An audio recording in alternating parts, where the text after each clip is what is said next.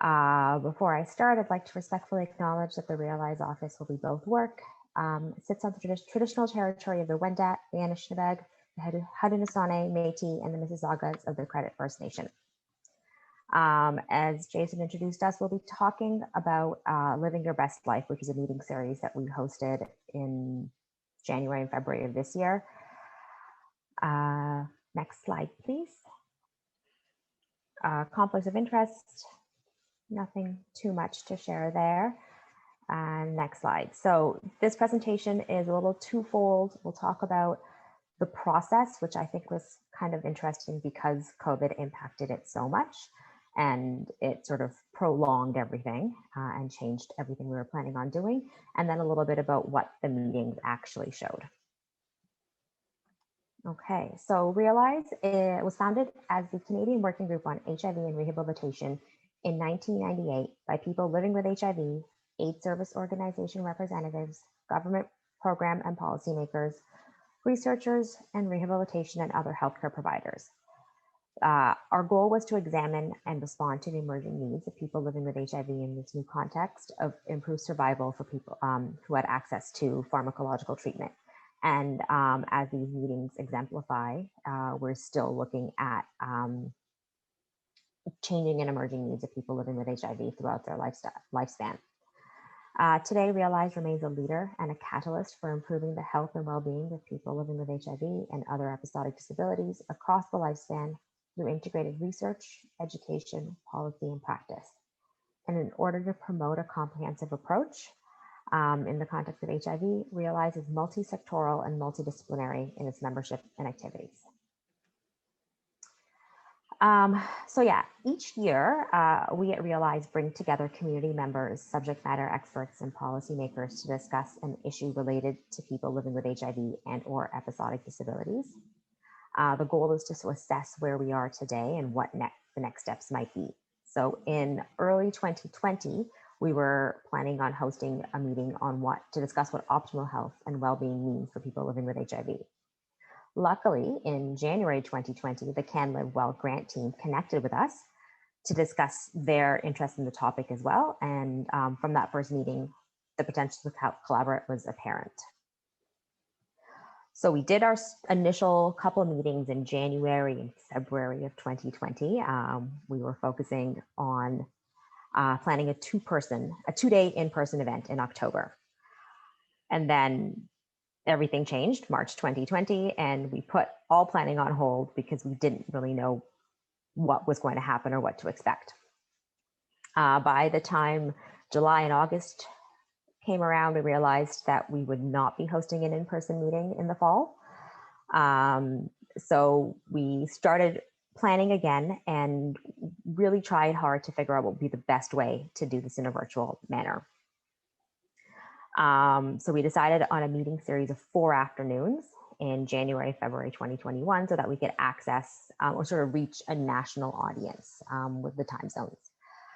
We recognized that there was potential risks, a loss of connection with our participants, and we might have had some difficulty reallocating funding because we were no longer paying for space and food and travel, but we had other things to sort of consider.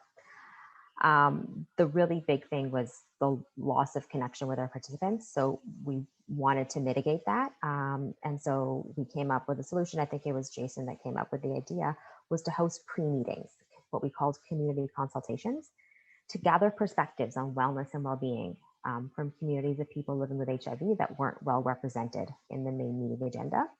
And we wanted this to be community-led. So we wanted to hire and train community members to facilitate these consultations. So at the end of August or early September of 2020, we sent out a recruitment ad. It was in a couple of days, we had 65 applicants. We did 13 interviews, and in the end hired 4 community consultants. We later on recognized that we did need some French consultants as well. So after the community consultants process had begun, we did hire 2 French community consultants as well. The 4 English community consultants, 2 of which you will meet today, participated in training with us. We hosted 4 sessions, approximately 13 hours, along with weekly meetings. And the topics included planning for and facilitating focus groups, anti-oppression training, and then self and community care. The consultants were part of the entire process. So they helped develop the logo, the recruitment materials, the facilitator guide. In the end, they facilitated 5 community consultations, I think, and had the opportunity to share their findings at the Living Your Best Life meetings in January and February. So I'm going to pass it on to Kate right now, and she'll talk about the consultations in the meetings. Thanks, Puja. So we hosted 5 community consultations, as Puja said. We targeted a few different communities. So Middle Eastern, East, South, Southeast Asian men was one of the groups. Women, people with lived experience of drug use and or sex work, youth under the age of 29, and the Francophone community. And we used these community consultations to explore 5 key questions. So we first asked whether people preferred the term wellness or well-being, and the short answer is we didn't get any consensus on that. It seemed at first like a lot of people were preferring the term well-being, but then, for example, we talked to the youth who seemed to have a preference for wellness. So you'll notice for the rest of the presentation, as I'm sharing the findings, we use those terms interchangeably because we haven't been able to settle on which one is preferred by the community. We asked, what does well-being mean to you as a person living with HIV? What outside factors impact your well-being? What actions do you take or have you taken to improve your well-being? And what recommendations do you have for improving quality of life for people living with HIV? These were incredibly rich discussions. As Puja said, they were co-facilitated by our community consultants who did a wonderful job drawing out the conversation.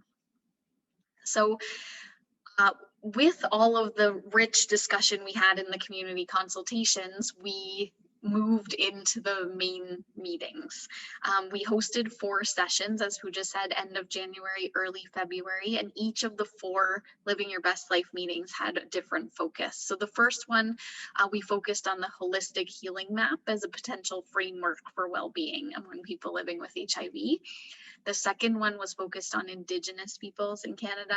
Session 3 was on key populations, including gay men aging with HIV, racialized communities, and youth. And I'm forgetting one, I think. Sorry about that. And session 4, which was all about impacting policy and practice. And it was really important for us, as Puja mentioned, to try to engage the participants of the meetings as much as possible, since in the beginning, these were supposed to be in-person meetings. So we used a platform called Puja that had an interactive chat board attached to it. We use Jamboard, which is a Google feature, to do some collective brainstorming with our 50 plus, often 60 plus participants on any of the given days. We did some small group breakout discussions and large group facilitated discussions. We did polls, and we used our Zoom chat function pretty extensively. So this is a preliminary draft of one of the outputs from the meeting. And this is a graphic representation, I guess, of everything that was discussed over those 4 days. And I'll just give you in words some information to highlight some key points here. So some of our takeaways are that culture is a very important contributor to well-being, as is community. That it's necessary to take an individualized or unique approach to well-being, recognizing that each person has their own definition and it might change over their life course. Recognizing that social determinants of well-being are the precursor. So we can't expect people to achieve self-fulfillment if they don't have access to resources that meet their basic needs. Wellness is comprehensive, broad, and holistic. It encompasses physical, emotional, spiritual, mental, sexual realms of health. And the importance of multi-level positive healthy actions. Fostering well-being requires multi-level actions at the individual, community, and structural levels. We also had some next steps or calls to action, which you can see at the right-hand side of the image here. Some of those next steps include really taking research and putting it into action. So adapting practice and policy based on all of the information that we gather so diligently through our research work. Involving community meaningfully, starting with understanding what their wellness needs are, having the community define well-being for themselves, and helping them or working with them to identify strategies to respond to those wellness needs. Taking an intersectional approach to well-being, so acknowledging that each person's individual social and personal identities have an impact on their wellness, and take direct action to combat racism and other forms of stigma and discrimination. Addressing basic needs as a prerequisite to wellness, including housing and income security. And then moving beyond a clinical focus to view and address well-being holistically. So going beyond measuring and addressing HIV care outcomes to measuring and addressing quality of life. In summary, it was a really productive and impactful meeting. I'd just like to acknowledge all the people who played a role in pulling together the meetings, but also working behind the scenes through our community consultations with our speakers. It was a wonderful team effort. This is Puja and my contact information if you'd like any more information.